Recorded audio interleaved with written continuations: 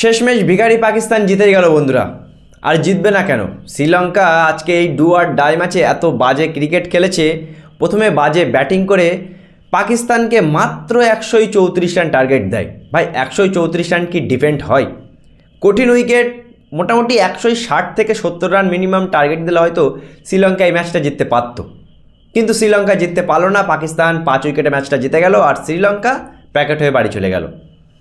যে শ্রীলঙ্কান দল প্রথম 3টে ম্যাচের মধ্যে 3টে ম্যাচ জিতে, সেই শ্রীলঙ্কান দল প্রথমে বাংলাদেশের কাছে হারলো বাজেভাবে একেবারে লাস্টে গিয়ে, আর আজকে পাকিস্তানের সামনে এই ম্যাচটাও হেরে গেল বন্ধুরা।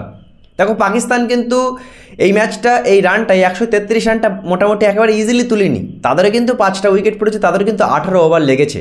সুতরাং পাকিস্তানের সামনে যদি আজকে এই 133 রান না করে শ্রীলঙ্কা যদি মিনিমাম অ্যাটলিস্ট 160 করতো বা 170 করতো, তাহলে পাকিস্তান কিন্তু এই ম্যাচটা জিততে পারতো না। কিন্তু শ্রীলঙ্কান ব্যাটসম্যানেরা আজকে পুরো কোলাপস করে গেল, পুরো ফালতু ক্রিকেট খেললো। যেখানে আমরা দেখতে পেলাম শ্রীলঙ্কা প্রথম ইনিংসে একেবারেই ফালতু একটা রান টার্গেট দিল, মানে 134 রান।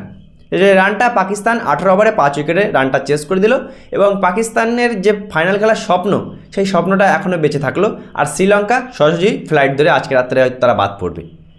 পাকিস্তান তো আরেকটা সুযোগ পাবে, শ্রীলঙ্কা তো বাদ পড়লো। এবার হবে আসল খেলা বন্ধুরা, এবার হবে আসল খেলা। বাংলাদেশ আর পাকিস্তানের মধ্যে আসল খেলা কিন্তু এবার হবে। কালকে না, ঠিক আজকেই, কারণ রাত 12টা বেজে গেছে বন্ধুরা। আজকে 24 তারিখ, আজকে কিন্তু ভারত পাকিস্তান ম্যাচ। ভারত যদি বাংলাদেশকে হারিয়ে দেয়, ভারত সরাসরি ফাইনালে চলে যাবে। আর তারপরেই হবে পাকিস্তান বনাম বাংলাদেশের যে শেষ লড়াইটা, সেটাই হবে কিন্তু বন্ধুরা সেমিফাইনাল। এখন এই যে টান উত্তেজনা, এখন দেখার বিষয় যে বাংলাদেশ পাকিস্তানকে হারাতে পারে কিনা। আমি বলবো না যে বাংলাদেশ ভারতকে হারাতে পারে কিনা, কারণ বাংলাদেশ কালকে ভারতকে হারাতে পারবে না। শ্রীলঙ্কা তো বাড়ি গেল, পাকিস্তান আরও একটা সুযোগ পেল।